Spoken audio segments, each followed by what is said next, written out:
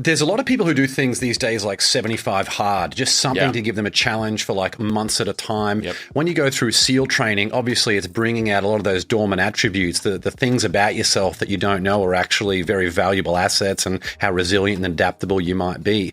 Do you think people should figure out their own version of something like that so they can start to unearth some of those attributes rather than just trying to focus so much on staying in their comfort zone? I totally think that. And I love the 75 hard. I know Andy Frizella, who runs that, and I love that program because it really allows someone to get uncomfortable in a series of disciplines.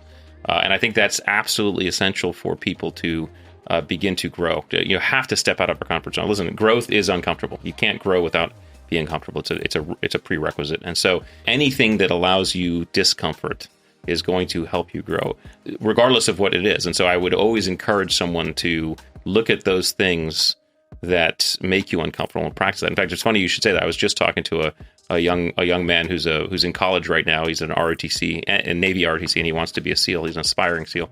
And he asked me, hey, what can I do to prepare? And it's an interesting question because, you know, in SEAL training and BUDS, you're going to get really cold. You're going to have to run with logs and everything.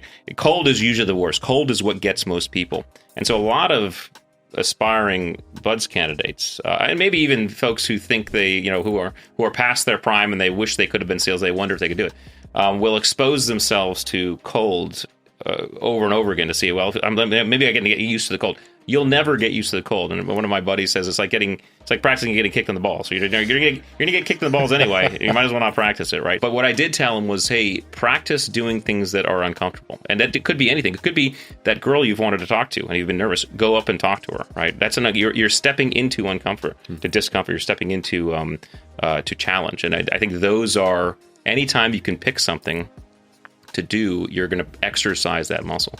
But then there's one more factor, and the other factor is uncertainty, because there are certain disciplines of discomfort that aren't uncertain. And I would place a lot of physical disciplines in this category. I mean, going to the gym, it's going to be uncomfortable, it's going to be challenging, but there's something certain about that, right? The more environments of uncertainty you can find yourself in and navigating through, that's some real training as well, because navigating through uncertainty is a whole nother level of being able to step into challenge, stress, and fear, because that's when the fear comes the stress comes in. So not very scary going to the gym, depending. I certainly say if you're just starting, it could be, right? But if there's fear involved, you've added a whole nother level to that challenge. And I think that's very, very healthy.